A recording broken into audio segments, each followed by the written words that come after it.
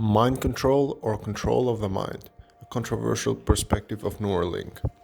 As a species, we are closer more than ever into implementing chips as part of the brain. That is, someone is very close into figuring out a way how to connect together a piece of metal, among other things, with a squishy brain. This will be done to improve the brain. The chip will be able to process data in a much more efficient manner, faster, greater quantity, larger storage, etc. People, starting with the creator of said link between chip and brain, are not seeing how this can go wrong. Very wrong. There are two main reasons why this invention could go wrong. The first reason is the usage of a transformed version of the chip for the literal control of the person that has it implemented. For the sake of argument, make yourself a bloodthirsty aspiring dictator who wants control over his people. You have been to war and seen what people can do to one another. You have witnessed the insane pain that comes with life. You have decided to destroy everything. You bring yourself to a position of power and develop your own mad version of reality and cause of evil, which really will only work towards the destruction of humanity. This idea involves the superdeveloped brain, man, something which, according to you, can only be achieved through computerical intervention.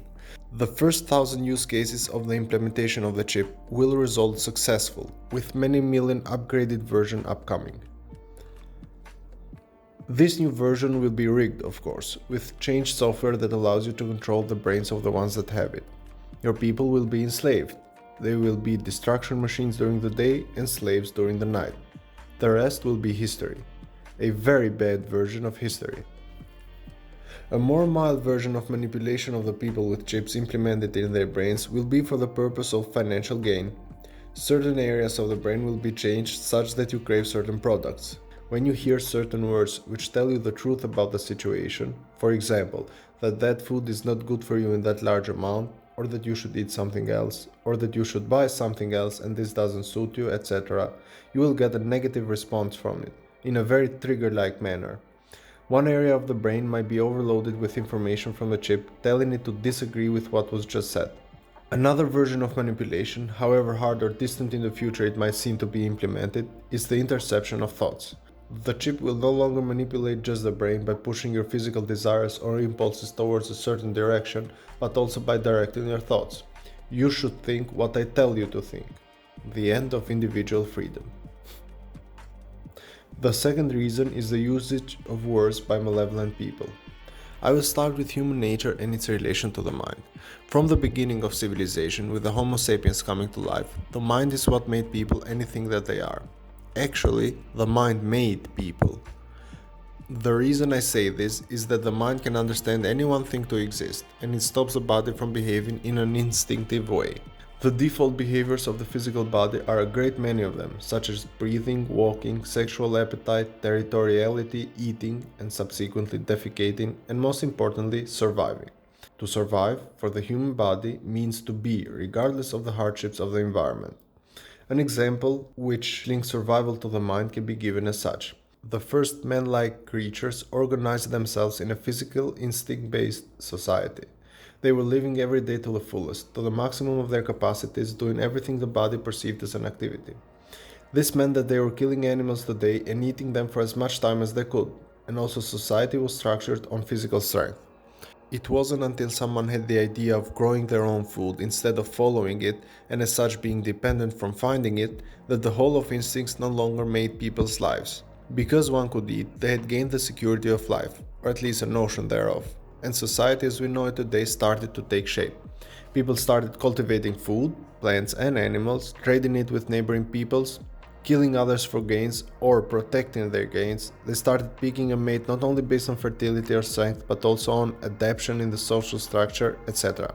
People started raising their intellectual capacities. Speaking words was the most effective method of communication people had. The book is perhaps the ideal case to be studied in achieving the conclusion I strived for in the beginning. It has been for millennia the strongest method of information distribution.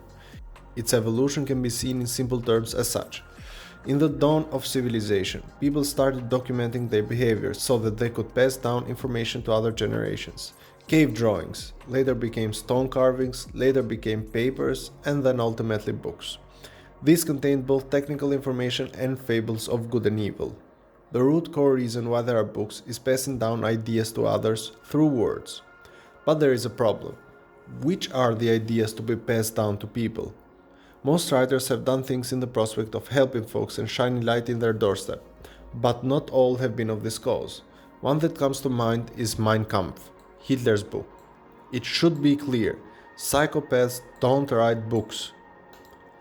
So, what is a psychopath? In the short version, a psychopath, this is by my definition, is a traumatized person who will use their pain to destroy everything they can. A main trait of psychopaths is that they are terrible at dealing with people. They don't understand others. This makes them terrible writers and, in a more general sense, expressors of ideas through words. This is the reason why they cannot write books and cannot make friends with regular, not like-minded people. Teamed up with the fact that they really don't want to help people, we have a solid ground for saying psychopaths don't speak or write. But if there was a way how through speaking or writing they could hurt others, they would. What if, instead of writing or speaking, they could just transmit their ideas?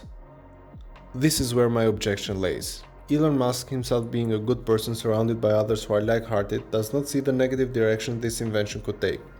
Neuralink is said to be developed such that blind people would see, and people would transmit their ideas to one another without the usage of intermediaries, like books or words.